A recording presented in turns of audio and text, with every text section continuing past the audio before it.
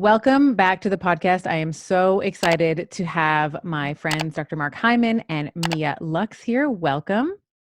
Hi, nice to be on the show. And I also we're actually doing something new as well. I have my partner in Shine, Giovanni. Hi there. Oh, hi. Yeah. So I thought it might be fun, to have you both on. Of course, I want to be talking, Dr. Hyman, about your book, Food, What the Heck Should I Cook? But I also thought it might be fun, in my research leading up to this conversation, I have not found a lot of data and stuff on your relationship. So I thought, wouldn't it be fun to do a dual conversation? Peer-reviewed published studies yet. There's some observational data, but there's an N of 2. Yeah. So yeah, I want to talk maybe and do a little bit of a dive into your relationship and then any frameworks, rituals, habits that you guys have, because I think you both are a power couple. Both of you have achieved such great things, and I think it'd be great to dissect that a little bit.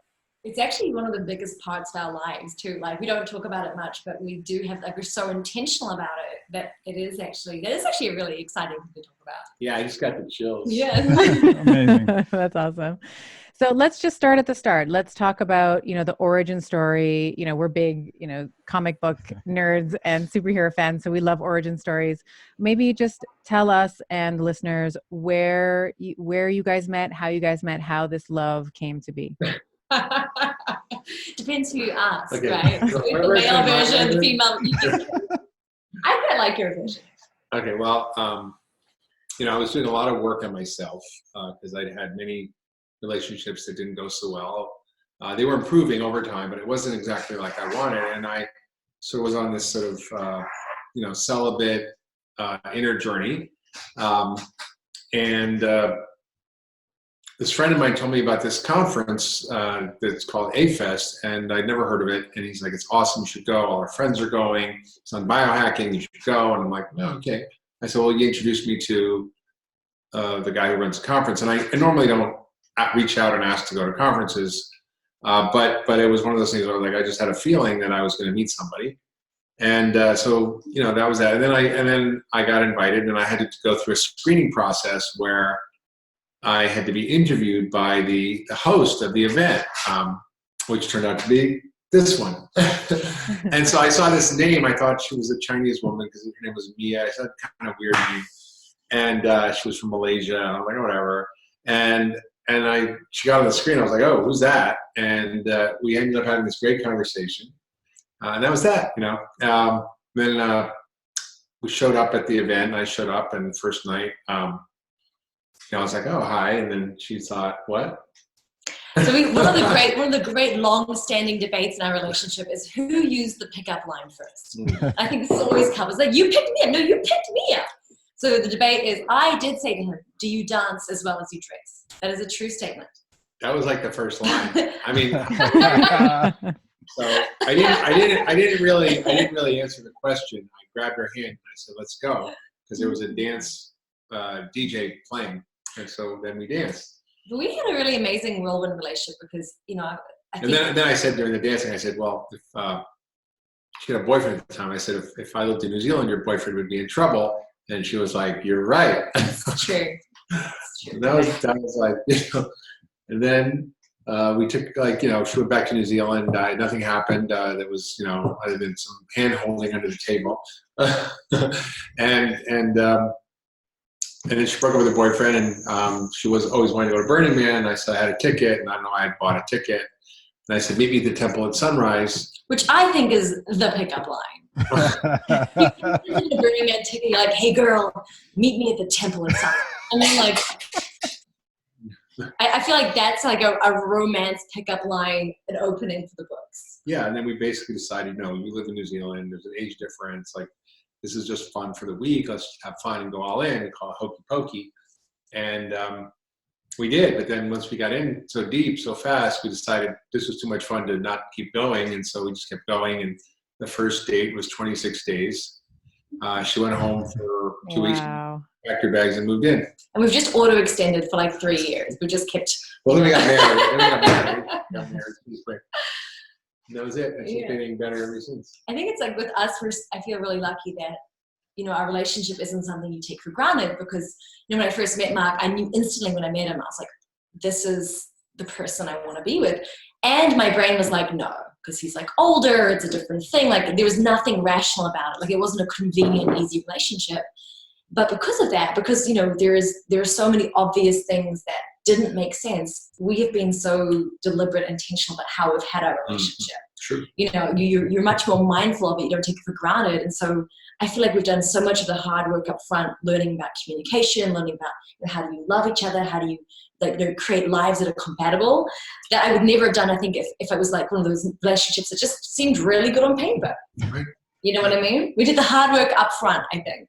Okay, two things. One, if I were making a film about your relationship, I would use that Temple at Sunrise in the movie trailer. That's epic. I love it. Right. And this is a perfect segue into the first question I wanted to ask, because a topic that we discuss as a couple is the idea that if you think about entrepreneurs, people talk about working in the business and then working on the business.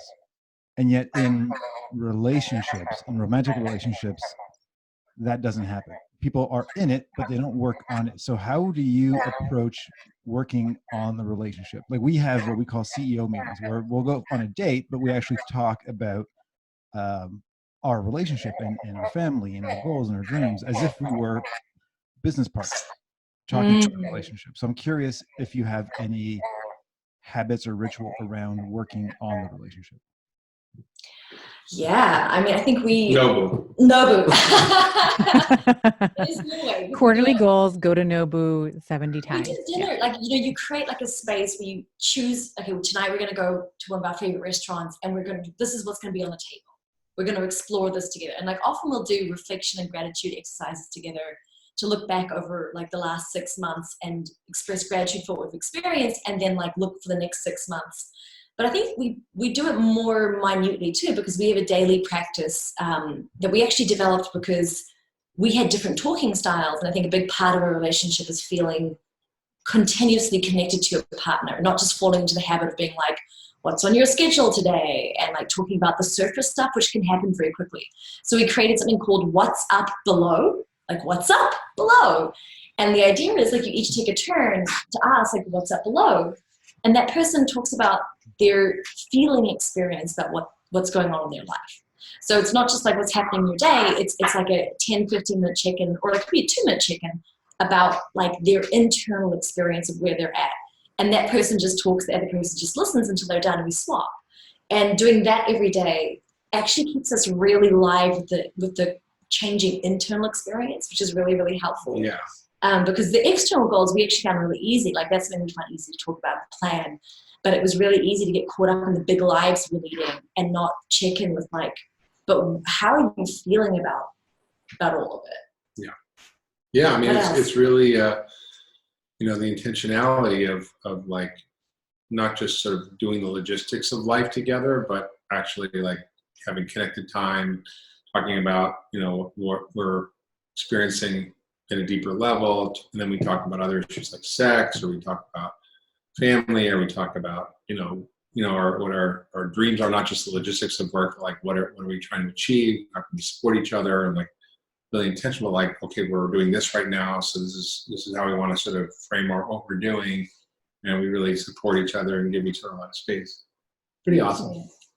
I think so. And I think, that's so powerful, because I think anybody in any relationship, we just want to be, seen and heard and acknowledged. And I think that's a really great gold bomb right there.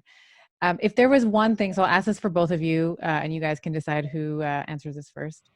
What is something you love about the other person that most people wouldn't know? So Mia, if I were to say, what is something that you just adore about Mark that most people wouldn't necessarily associate with him? And Mark, you're up next after her. I can stay in public. Mark, he is really silly. He is so absolutely goofy and silly. And I mean, he's such a hyper intelligent, hyper competent person. Like he's a big person. What you do in the world is so important. You have so much sort of mana when it comes to that sometimes it can be really surprising when you're just being like ridiculously goofy, which I think is just part of who you are. Like, he'll poking do Gio because he's the same. Right? he'll do anything to make me laugh, and then like I can't help it because he's so funny. And that is something that really surprised me about it when I got to know him better. And I can see as people get to know him better and they see that side of him, it is always a surprise, a really good surprise. And I love that about you. She's also poking me because she's like that, and I think really? there's a bit of alignment because as a doctor you're supposed to be serious, and she ran a clinic for 16 years where people have an expectation. I'm sure, Mark, you've been through this, that you have to be super serious, and yet I believe her success now is because she shows up as herself all fully, and when people get to know the quirky side, that's where they really fall in love. And I think it's the same with you probably, Mark, where people really get to know that quirky side and the goofy side and the fun, humorous side. It's how people can deeply fall in love with you. Yeah, I mean, Mark, when we look at you, you've had 10,000 New York Times bestsellers. You are 10,001 now. 10,001. I'm sorry, I apologize. And you're such a the movement that you're creating. But it's also really lovely to hear that you can be childlike and you can be playful, because that's something that as a doctor, when I was going through my own training, it was like you show up to, when you were an intern, you had to look, there was a certain, code of conduct, the white jacket, all that kind of stuff. And when I got into private practice, it was like, okay, I'm just going to wear leggings because that's what I love. That's what I love to live in. And that's just who I am. And I found that my resonance with patients and my, ability to affect change with them, because they were like, oh, it's not doctor and patient. So if you're just listening right now, my hands are there's like a pedestal, and someone's higher, someone's lower, but we're level pegging, where I just have different training that you might, and I'm going to be able to affect the change. So I love hearing that. That's awesome. And Mark, what about you? What is something that we might not know about Mia that you adore and love? Well, there's about 1,000 things, or maybe 10,000. But one of my favorite things is like sometimes she gets sad or this or that, and or just in general, like she's so fun to do stuff for because she gets so happy and excited. Like yesterday, she was struggling because the internet wasn't working and she had to upload her show. Is there anything worse than when the Wi-Fi breaks? It's like, oh, this is like her show is launching and she couldn't get it up, and it was like she was in a really bad mood. And she's like, don't talk to me. I love you, but like, just don't bother me because it won't go well. I would like to brag that I have enough emotional responsibility to know when I'm not going to be emotionally responsible. I'm beyond reason. Do not speak to me. She gives me a heads up. So then I had to go shopping. And so I went shopping, and I literally hunted and gathered for all the things that I knew would make her happy and smile. Things that I normally don't buy, like pot stickers and samosas and organic tater tots, French fries, and things that she loves, but I usually don't buy. So I bought I bought chocolate, I bought little corn things. She likes crunchy things. And she was so depressed when I came home, but then within 5 minutes she was giggling and laughing and so happy. And she gets the amount of appreciation she gives me for the smallest things that I do makes me want to do more and more. I think we've created a delight cycle. And I think this is something, you look at relationships. Yeah. I've had this experience before when, a relationship goes bad, where you have a disappointment cycle and a punishment cycle. You're looking and disappointed in your partner, then they feel punished, and it goes round and round and round. I think we created a delight cycle where, I'm so grateful for and really pay attention and try to be as cognizant as possible of all the many wonderful things you do, and never feel like you can possibly actually deserve all the wonderful things you do. But simply loving and acknowledging you seems to be enough, and so the cycle continues, and then we just have this delight circle together, and it's a really positive loop, I think. Yeah, if I get a jumping up and down excited with tater tots, imagine when I get her tickets to Trevor Noah. It's Nice. I love the delight cycle, and I'm getting the sense that humor is a value for both of you, and playfulness. And I know, Mia, for you, it's part of your DNA to be funny. Can you share a bit about your stand-up and the show? Yeah, of course. So it's stand-up. I started stand-up a while ago, but only got into it seriously a couple of years ago, and originally used it as a personal growth tool. Like originally it was, like stand-up. Personal growth for her. Well, because people, it's scary. Like you tell most people, like go stand in front of, an audience of people and try and make them laugh. It's public speaking is scary. Stand-up is the scariest public speaking. And so for me, it was an exercise in learning to fail. I never imagined it would be something I would do over and over again. But what I realized was like there's magic in comedy. Having hosted big personal growth events and done other stage work, like that stuff's great. But the magic in comedy is that people will listen to you and really take in what you're saying if it's funny in a way that they don't if you're just telling them, right? And so the mental exercise of what it is to write comedy and perform comedy is such an amazing challenge in itself. But getting to see how effective it is as a communication tool really sort of captured my imagination. And I think for me as well, like my whole life, I've suffered with depression and had, I struggle with it. And I think one of the things I always say to myself, which is like kind of like a way out, is I always ask myself, like, is it funny yet? Like when I'm in my darkest moments, I'm like, is it funny yet? Like, can you find something funny about this? And I'm like, no, still terrible. I hate the world. Like, okay, 5 minutes later, like, is it funny yet? And using that at some point, it does become funny. At some point, you can kind of get a bit of a perspective, and I know that's when I'm coming out of it. And so I think I've used humor in my life to make light of what is challenging, to get a better perspective to help me through that, and then as an effective way to communicate to other people. So I'm addicted to comedy. I think comedy is a powerful way to share.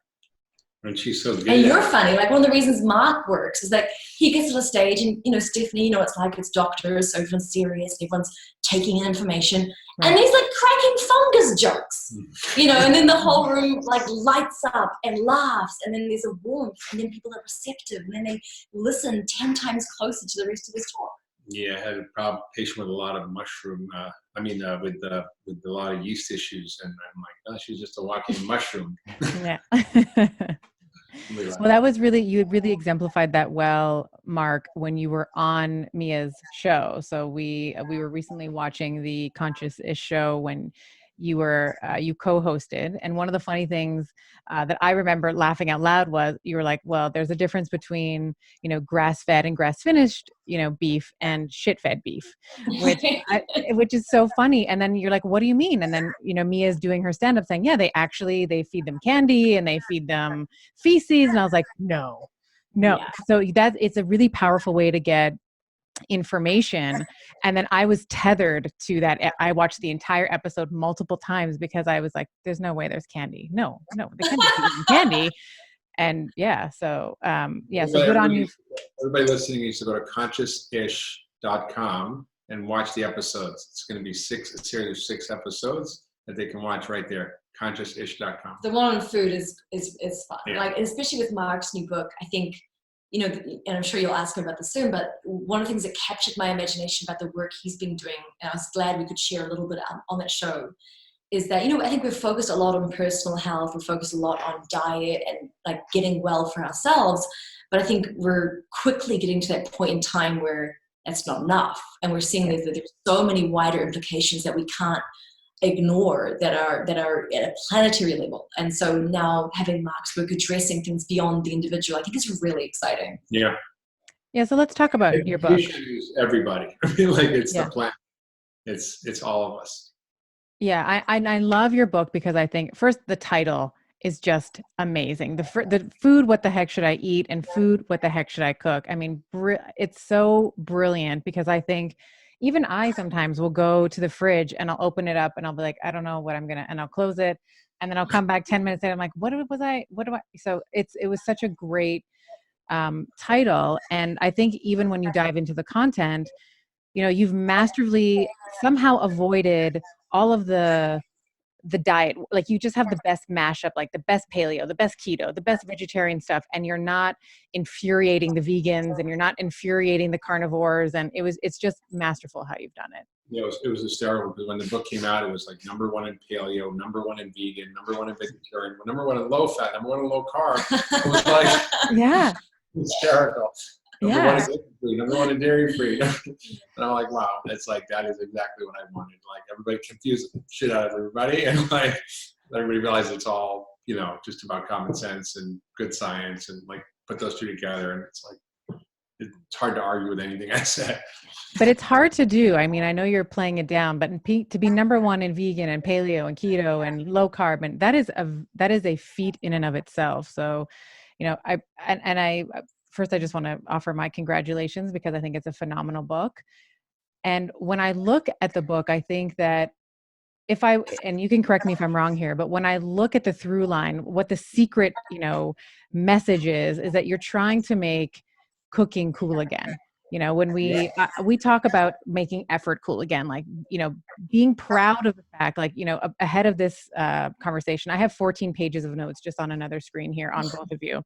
And I'm, you know, I'm proud of the work that I've put in, because irrespective of the outcome, I know that I've tried my best. And I think that is the through line of this book. Like, we're making cooking, you know, cool again. And the recipes are amazing, and it's delicious. And it's, you know, it's medicine meets cooking meets, you know, culinary art, meets deliciousness meets health. I mean, it's just really kind of cool. And it's like, there's no suffering, you know, like people. When we, the other thing I would offer, I think, is it also disrupts this core modern value that eating out or ordering in is somehow more convenient than actually making the thing yourself. Like, I don't know about you guys, but I can whip up breakfast in like 10 minutes. Yeah. You know, if I were to go on my phone to order. Superpower with this. Like, this is something I think, when he demonstrates his cooking, whether it's an actual cooking demonstration or when he cooks dinner for people, the consistent thing is that, like, he will put together an amazing meal like the ones in the cookbook in half an hour, just like a spread, and it blows people's minds because it tastes amazing, but it wasn't like some big stressful ordeal to put it together. And I think that is really revolutionary. Yeah, it's kind of funny. Like, I sometimes I like go to people's house where they have like private chefs. So they're literally working all day to make a meal. I'm like, I don't know. I'm like way too complicated. I just make simple. Yeah, we have people coming over, and it's like an hour before. I'm like, "Are you gonna start cooking soon?" He's like, "We'll put up towards the end," and he does. And so, like, for me, like, I didn't have that naturally. Like, you two seem to have it naturally. I am not that person, but I've learned to be. Like, I now know how to go shopping at the grocery store, and you have the whole like recipe-free cooking thing where now I go and I know how to buy a bunch of different veggies and proteins, and I can mix and match them through I'm never gonna live this down, but I can mix and match veggies. Like, you taught me that approach, and like, if I can learn it, like, anybody can learn it. Like, that's why I'm such an advocate for this now, because I am the opposite of Mark. So for me to be able to learn that through replicable processes, it's great. It always helps having someone who really, really appreciates eating and food. So it's true. Cooking together is good. And so, like, we cook together, we hang out. You know, she helps me get things ready. We sort of divide and conquer. It's like super fun. Yeah. We have cooking and dinner dates, right? Most people, when they think of going on a date, they think of a restaurant, and yet we find it so romantic to prepare together and spend that time together. And I think part of that is because we are aligned with our values of what to eat. Do you have advice for someone who wants to be healthy and their partner may not be on the same page? It's tough. I'm having trouble with the audio. It's a little garbled. I think it's my speaker. Like, Stephanie, I can hear, but I think it's because Gio's mic is very basic. What we can do is we can just, like, whenever you want to ask a question, just push me out of the way, and then we can use it. I can understand you, but I think you're struggling. It's okay. Yeah. We'll share this one. Okay. Let's, would you want to try and ask that question again? Yeah. Yeah. Let's go again. Okay. Take two. Can you hear me now? Yeah. Okay. So we Yeah, I hear feedback. Yeah, I hear feedback too. Give me 1 second. It's I don't think it's our computer. it is our computer because this speaker is blowing up for some reason. How's this now? I think the bass is, you know what I mean? Is this better? The louder you make it, the worse it gets. Don't do No, that. I'm going to switch this. Let me just try now, and I actually think this is I better. think it's better. Yeah, Yeah. I think I think it was our mic. We had the second mic in there. It was giving extra feedback on this mic. just testing. Just leave it to me because otherwise it's So try it now. Hi, how are you? Is this better? Good. Yeah. Okay, cool. Much Oh my gosh. See, I know what I'm doing. You're so, look at that. Now Tech that's support, like I super love it. technically complex. Okay, I'll ask the question again. So most partners who think of going on dates, they think of going out to a restaurant to eat, and yet we at home, we find it very romantic to make a meal together and have an at-home date. And I know that part of that is because we are aligned with our values when it comes to what to eat and healthy eating. What advice would you have for someone who really wants to be healthy, but their partner may not be on the same page?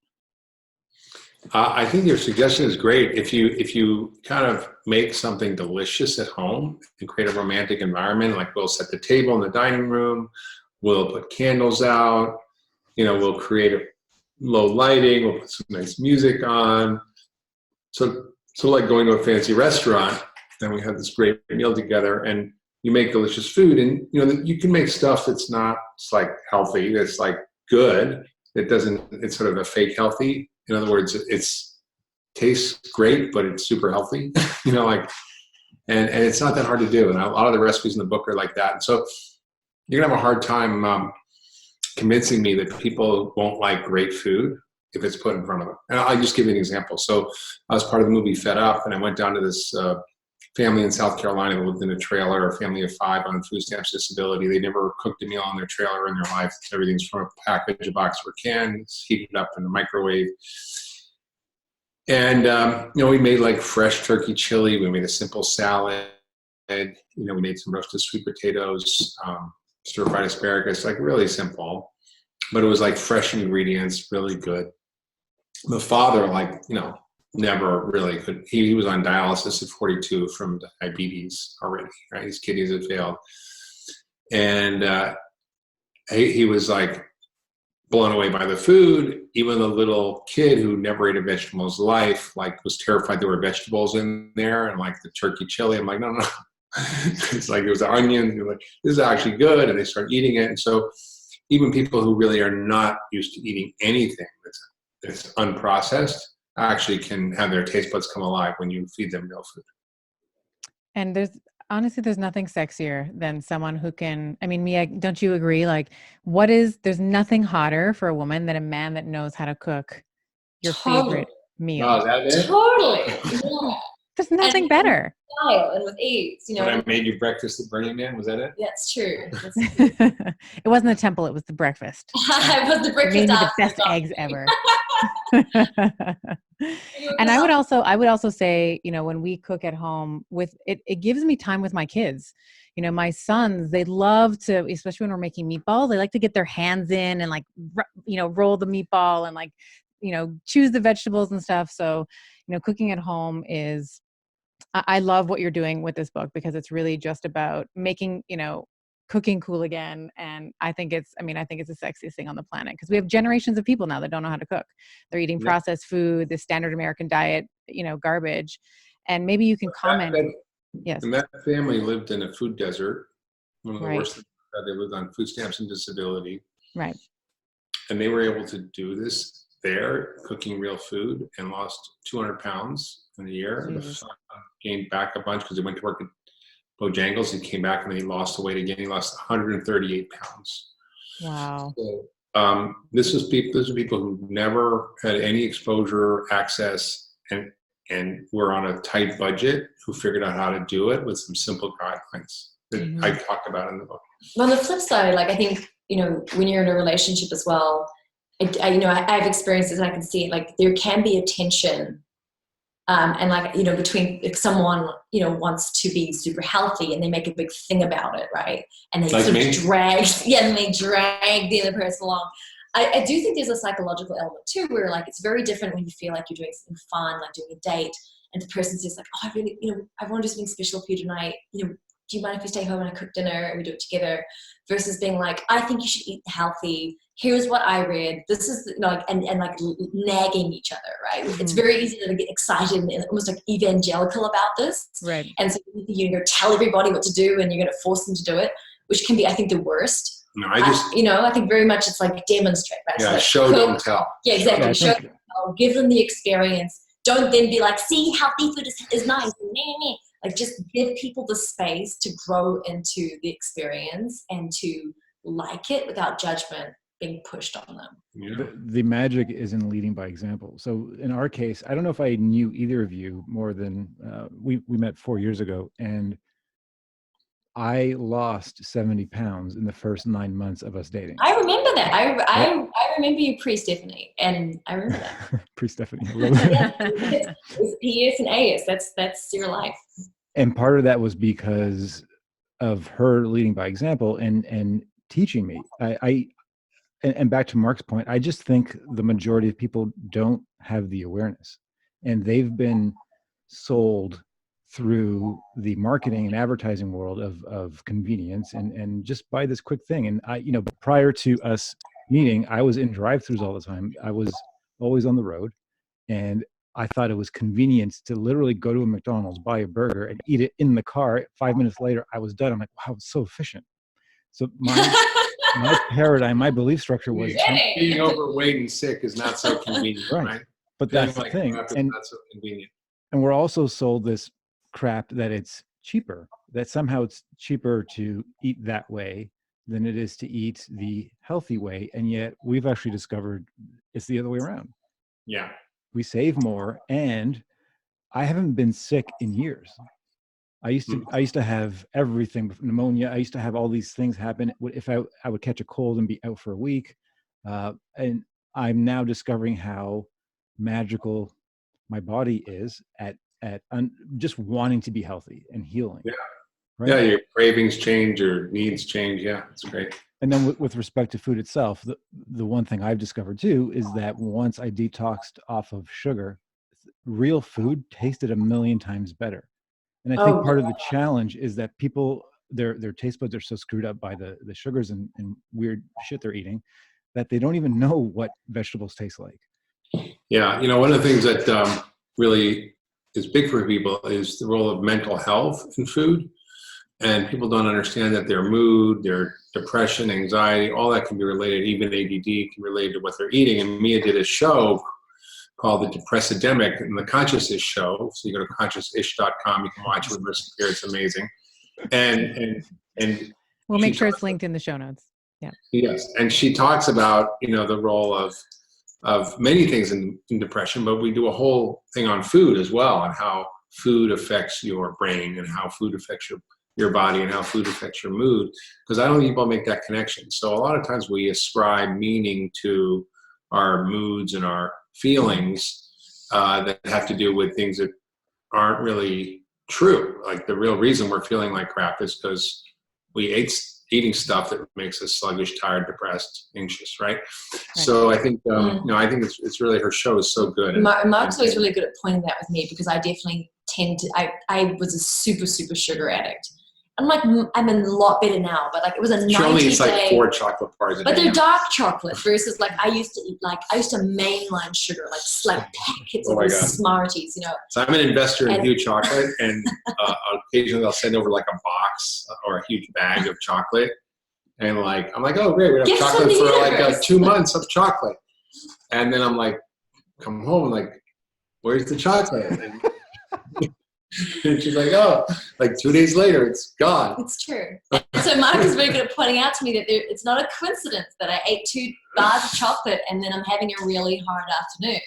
Right. But it makes me eat more chocolate. And so, when you're in it, sometimes you don't notice it, but, there is a very direct impact. And it is, I think that's why, actually having someone in your life who can help you be accountable for your choices and help point out to you the correlations in your decisions as well, because we sometimes become blind to it.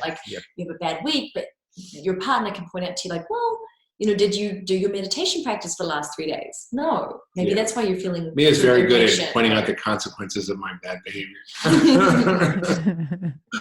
My bad choices. But in a very loving, way. She's like, it doesn't make me feel bad about it. But she's definitely like, oh, gee, could it be that? Could it be? That's half the journey, right? It's like witnessing each other and help and like saving each other time. I feel like that's what we do. Save each other a week of angst. Yeah. I mean, you have to laugh about it. What do you think, when we think about the typical American diet, that standard, the sad standard American diet, and there's, there's these bliss foods where there's like high fat, high sugar, lots of processed stuff. Can you comment on, food is not just an intimate experience that we have in our kitchens, but it does have real impacts on the planet. So I would love for you, if you can, Mark, to comment on that in terms of the environment, the soil, the land, the air. Yeah, and you've touched on mental health as well, but yeah. Yeah, so, I think that many of us think that eating is just a personal choice. Just we want to be vegan, want to be paleo, we want to eat McDonald's, whatever, it doesn't matter. It's my choice, my right, And I think what people aren't understanding, and it sort of took me actually a minute to really understand, was the web of food that we live in and how that web connects to everything that matters for most of us, and that we don't make those connections. So, yes, food is about personal choice, but it's also affects, our health or disease. So, if we have now 6 out of 10 Americans with a chronic disease, we have 75% of Americans overweight. This is impacting everyone. It impacts our society, impacts our competitiveness globally. It impacts our ability to, mount the defense because recruits are too overweight to fight, and 70% get rejected. Mm-hmm. The food affects our children and their cognitive function, their ability to learn, their mood, ADD, violence, behavior, suicide. I mean, just by feeding kids a healthy diet in these troubled kids, they were able to reduce suicide by 100%, to reduce, violent behaviors by 70%. It was really changed their way of being just by the food they ate. So it affects all things we care about on a health and personal level, and social level. But also, the economic impact is huge. We're seeing, in this country, it's about 3.7 trillion with a T, $1 trillion to take care of obesity and diabetes alone through both the direct and indirect costs to society. On our federal tax revenue, our collections are only about 3.8 trillion. So we're, and of course, not all those costs are paid by the government. There's private insurers, there's businesses and so forth, but collectively it's a big drain, and we're going to be bankrupting Medicare and Medicaid. We're really not going to be able to sustain this economically because of the chronic burden of disease. And then, of course, you've got the extended web of the world we live in, the planet, the environment, and how we grow food, how we produce food, how we market it, distribute it, and eat it and waste it has enormous impacts for not only ourselves and our health, but also the planet. I think, most people understand that food system, end to end, is the number one cause of climate change. That's about 50%, whereas the energy sector is about 30%. And people go, well, how can that be? Well, it's not just factory farm animals. It's the degradation of the soil. It's deforestation. It's to grow crops for animals. And it's the food waste, which is, we're a country with a large emitter of greenhouse gases because of the methane emitted in landfills. It's the processing, refrigeration, and transportation of the food. So all of that plays a huge role. And then, of course, the destruction of the environment. Our loss of biodiversity. We've lost half of all animal species, livestock species, 90% of our edible plant species, 75% of pollinator species. Our soil is being degraded by the way we farm. We have 60 harvests left of soil. We're losing a lot of our fresh water through excessive irrigation. So there's huge issues with nitrogen pollution in the world, runoffs that kill areas in the oceans called dead zones. Was one of the size of New Jersey in the Gulf of Mexico that kills 212,000 metric tons of fish. And there's 400 dead zones around the world like that, the size of Europe. So you can see, when you start to sort of think about, every year an area the size of Nicaragua or North Korea turns into desert because of how our farming is, and that has broad implications. So, this is every time you put something in your mouth, it has all these consequences, and I think most of us don't think about those consequences. And I think we need to eat not only in a way that's good for us, but good for the economy, good for social justice issues, good for our kids and academic performance and cognitive function, mood, and also good for the environment and the planet. So I think the book is an attempt. My next book is called Food Fix, how to save our health, our economy, our communities, and our planet one bite at a time, is really about mapping out these connections, looking at the real cost of food. And then, like you were saying, Gio, what was the cost of eating that way for you? It wasn't convenient, it wasn't cheap, because at the end of the day, you're going to be sick and not be able to function. And the book is really about mapping out a set of solutions that are policy solutions, grassroots solutions, business solutions that can be implemented to help reverse this crisis. And I think most people don't see it as a problem. We talk about climate, we talk about economy, we talk about all these things in silos, but it's really, are all connected by what we eat. That's incredible. I'm just sorry you asked. No, I'm thrilled that you gave such a fulsome answer there. And I've heard you talk about the soil, like you mentioned the soil, and maybe you can contrast for us how the soil is being used right now versus I've heard you talk about regenerative agriculture and regenerative farming, how that may change, or the contrast between the two. So somewhere making this between soil and dirt. Dirt has very little organic matter. It can't hold water. It can't draw carbon down from the environment. And it requires heavy use of chemicals in order to grow food, fertilizers, pesticides, herbicides. In the way we're farming now, with tilling the soil, with all these chemical inputs, literally, it's like thinking about taking antibiotics for your gut flora. Like there's a microbiome in the soil. There's a living organism there that is required to extract nutrients for plants. It's required to be able to have the soil hold water. Why we're seeing all these droughts and floods is because the soil can't hold the water, it runs off. Talking to some guy in Minnesota, he said, the rivers there are full of silt, and they're just, all the soil is running off into the river, so we're losing the soil. We're losing the life of the soil, the microbiology. We're losing the ability of the soil to hold water. And the solution is what we call regenerative agriculture. Instead of extractive agriculture that extracts, it's almost like harvesting natural resources. This actually creates natural resources. It actually puts organic matter in the soil. It makes the soil hold huge amounts of water. For every 1% organic matter, you can hold 27,000 gallons of water per acre. Imagine that. I mean, and we don't need pesticides and fertilizers and herbicides, because when you create a regenerative farm, which is essentially integrating animals and plant species, using the animals in a way that actually regenerates soil through their poo and their pee, and they're working around and chewing down the grass, actually builds soil. And also it holds water, and it requires less irrigation. So it's a win-win-win, and it produces better quality food, better for the animals, more humane. And it's actually probably, grass-fed beef is probably the most vegan thing you can eat, because most regular agriculture is highly destructive. If you're growing broccoli, you're growing vegetables, you're growing whatever, you're destroying the ecosystems, even if it's organic, of the animals that live there. The moles, the rats, the mice, the birds, the rabbits, all that stuff. And you're also potentially degrading the soil through even tilling. If you have organic agriculture, using tilling and not using cover crops and not using crop rotations and not using these methods that actually are well established, you can't actually regenerate the soil. And it's estimated that the top meter of soil can hold 3 times the amount of carbon that exists in the atmosphere today. That if we actually, the UN recently came out with a report that if we spend $300 billion over the near term, which is essentially the amount the world spends on military spending in 60 days. So it's like 2 months of military spending. We took that, redirected it toward regenerative ag. We could halt climate change and give us 20 years more runway in order to solve the problem of climate change. It would slow it down and help and reverse it. So there's very few things that actually can reverse climate change. If we stopped all fossil fuel emissions tomorrow, we'd still be screwed, right? We have to have fancy carbon capture technologies, which cost trillions of dollars to scale across the world, and maybe work, maybe don't. There's all sorts of technologies that maybe there's somebody's going to figure something out. Great, I hope so.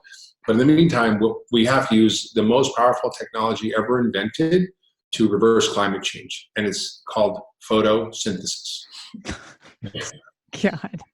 which is basically the That's ability incredible. of plants to suck out carbon from the environment. So how does that work? Well, the way you make carbohydrates, which is what plants are made out of, is you use carbon to make carbohydrates. It's the same thing, right?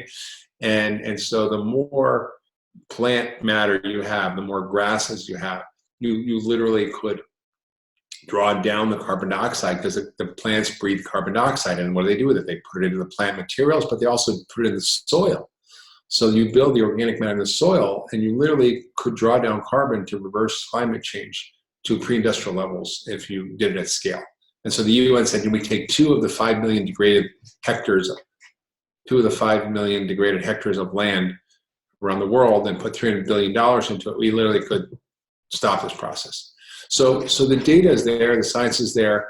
Our entire agricultural production system is just geared in the wrong way. The incentives are wrong. The practices, the farmers are squeezed in the middle. It's not the farmers' fault. The farmers basically are a pass-through mechanism for government subsidies that actually buy all the fertilizers, pesticides, herbicides, and seeds from the big ag companies. So the farmers just take the money in, they give it to these big ag companies. They make all the money. And the farmer's average income is minus $1,800 a year. So it is like a big problem, but it has a solution, which is this movement of regenerative ag. Sorry, I get carried away. Don't keep asking me questions. So can you mention what your new book's called? Yeah, Food Fix: How to Save Our Health, Our Economy, Our Communities, and Our Planet One Bite at a Time. Out February 2020. It's a serious book. That is a serious book. And I will ask you one more question, and then we can move into some of the lighter topics. But you mentioned topsoil. Can you explain what topsoil is? And you just sort of brushed over it really quickly. That's how is that how the carbon gets sucked? Like what is topsoil, and why is it so important? Yeah. So if you go to a desert, you pick up a handful of soil, otherwise known as sand. It's just nothing there, right? It flows through your hands. It can't hold water. There's no plant materials in it. There's no microbial life. That's what's happening to our soils. They're turning into desert. Like I said, the area the size of Nicaragua or North Korea turns to desert from farmland every year. And there's different levels of degradation. So the more you go down that path toward desert, you lose more of the live organic matter, which is essentially the plant's roots. It's the microbes in the soil. It's all this living matter. I mean, if you take a handful of soil, it's got more living life and organisms in there than there is in the entire universe. And so I think it's really important to understand that we need to, build soil and not keep making more dirt, where we lose that organic matter and the water retention and the microbial life and the miles of fungi that are mycorrhizal fungi that actually help the plants extract nutrients. I mean, even if you eat the best organic food, if you grow it in that way, the soils have lost so much of their organic matter that the plants and the microbes aren't there, so the plants can't extract the nutrients from the soil. So our food is less nutritious. Even if you're eating the best organic diet, it's got about 50% less nutrients than 50 years ago in the same broccoli. Less calcium, less iron, less magnesium, less minerals, zinc, all that stuff. So it's all because we've lost the ability to actually pull out the good stuff from the soil, because in order to do that, you need the living matter. You need a living soil as opposed to just, dirt. Amazing. I have a question. Yeah, that was awesome. Yeah. Nope. I don't know. I have a question around routine and ritual. So the two of us have extremely ritualized lives where everything is scheduled, even our date nights and intimacy. And sometimes when we talk about this to people, they think that must be boring or it's hard to have excitement. And yet we find that by having the rigid structure, it's very fluid, and there's a lot of flow state that happens within it. And there's a lot of excitement and play that we can have because of how busy we are. So we want to make sure that our date night is protected and our time with our kids is protected. I think a lot of people, the more successful or established they become, the more they lose or they're over capacity and they have no more time left. And I know that, I'm going to assume both of you have distinct lives with career and probably a lot of travel. So how do you, or do you ritualize your time together when you are together? And what does that look like? Like, what is a day in the life of the two of you when you're together? I think we do. Yeah. I think this is actually something we sorted out pretty early on, because I think, often we say like, I want to spend time with you. This is something that can happen in couples. And there can be a confusion about like, well, how is it a lot of time? What is it? But it's really quality time, I think, is what people are looking for. And so Mark and I are good. We have a coffee together every morning. That's like our special time. Like, we will go and take the time to make a coffee and sit together. That's when we'll do What's Up Below and just take that moment to like be together in a connected way. Yeah. Which is really great. I mean, most of the time we don't always do it. We try to start the day by snugging and connecting, and then we meditate, and then more snugging and connecting, and we have coffee. That's true. Snug, meditate, snug, coffee. That is our on the optimal day, which is most days, actually. And then we do the What's Up Below in Yeah. there. It's not just always have coffee. But we also have, like, when we're here in the Berkshires, because we split our time between New York City and the Berkshires. In the Berkshires, we'll have a bath, like, every second night, or a steam. So we'll have either a steam or a bath during one of the days. Yeah, in the afternoon. And that's time together as well. So, like, we try to do the things that we love, like that. We cook together. Connected together. We cook together. But I agree with you. We do the same thing. We watch Man on the High Castle together. Yeah, but we also, we do. It's so good. We'll binge watch together. But we do carve out time. Like, we take, we did Lifebook, which is a program that our friends have, John and Missy. They have an amazing relationship. Yeah. And we learned a lot from them in terms of ritual and structure, in terms of creating, like going away for a week together and creating a love holiday. And so that we go somewhere intentionally by ourselves with the goal of connecting in deeper in some way. And spending time each week together. And we do carve that time out. And I find, for me, it releases any anxiety I have about not getting enough of his time or his attention, or feeling like I'm not giving him enough energy, because we sort of have these pockets that we carve out. And I think that is especially for Mark, who's like, I'm busy, he is insane. It creates a functional, sustainable way of showing up and being in partnership. Yeah, I only have 5 businesses. I started another one today. You just keep breeding, so they keep multiplying. Launch the boat, finishing the next one, starting the next one. I don't know. The best kind of virus. It's just 12 months. How do you protect each other when one of you gets either triggered or some trauma comes up? We've built structure around that for ourselves. When one of us feels like something's happened and something's boiling up, so that it doesn't turn into a fight or us both getting into this weird ego defense thing. Do you have any way of supporting the other person when they're going through something where they're not at their higher self, if that's the right language to use? Yeah, I mean, I would say that this is the first relationship I've been in where my partner is very clear, like, here's how I need you to be when blah, blah, blah.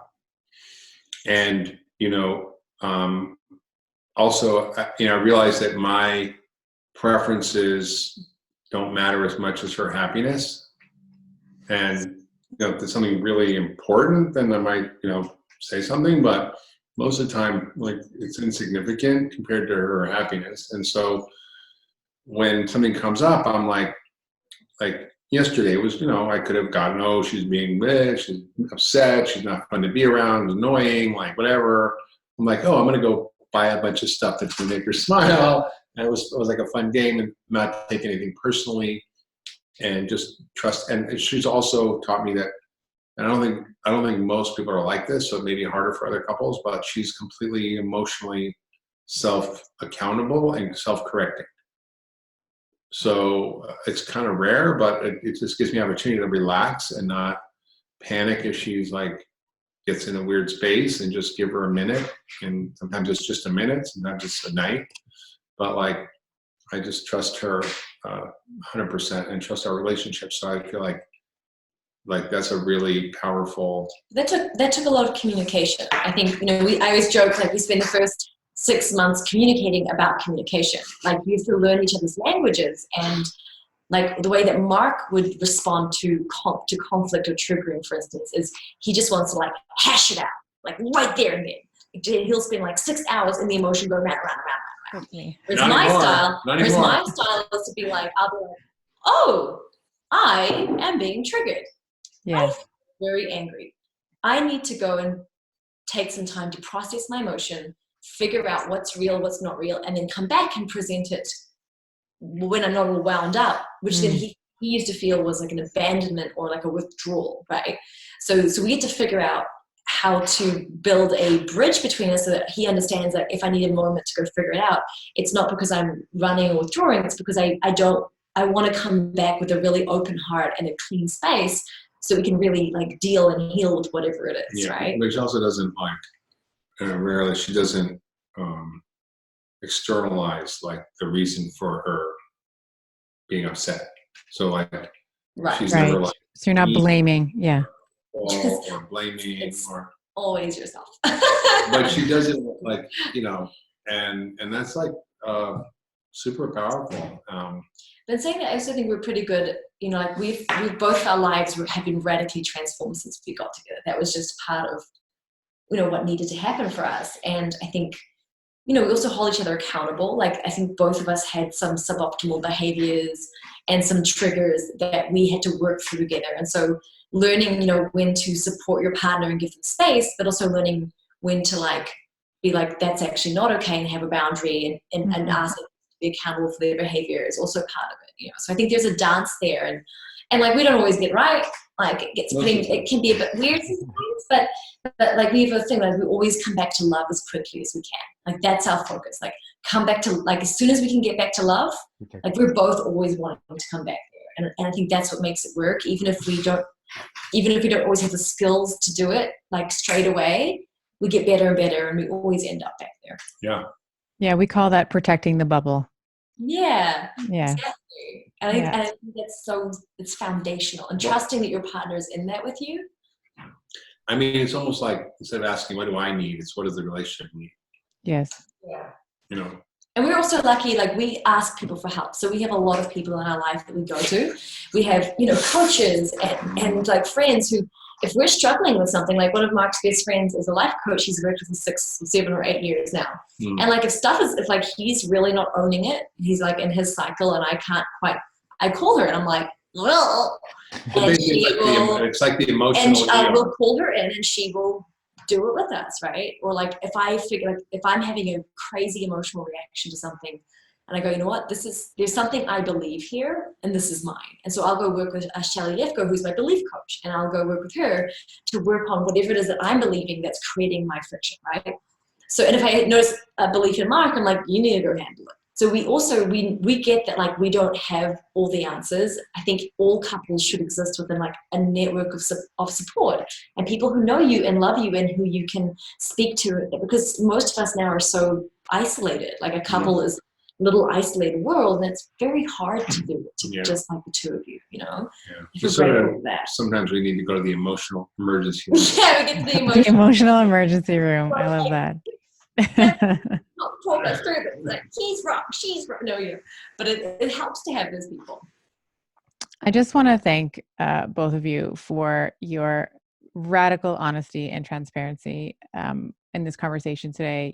Mark, you are such a rock star in so many ways. You have this proliferative career in terms of the books and the, being the functional medicine, sort of the father of functional medicine, the movement, the podcast, everything. And Mia, you're hilarious. You are whip smart, like hilarious commentary on, some of the modern habits. I just wanted to thank both of you for being on. And it's so lovely to see people who have done the work, who are willing to lean in and to be vulnerable, not just for, the relationship itself, but for your own personal journeys. And I love the both of you are such a perfect pairing because, we always say laughter is the best medicine. So I feel like we have the laughter, we have the medicine. And thank you so much for our conversation today. Laughter and food. Laughter and food, nothing better. It's true. Thank you guys for having us. I would say laughter is medicine, food is medicine. Check out consciousish.com.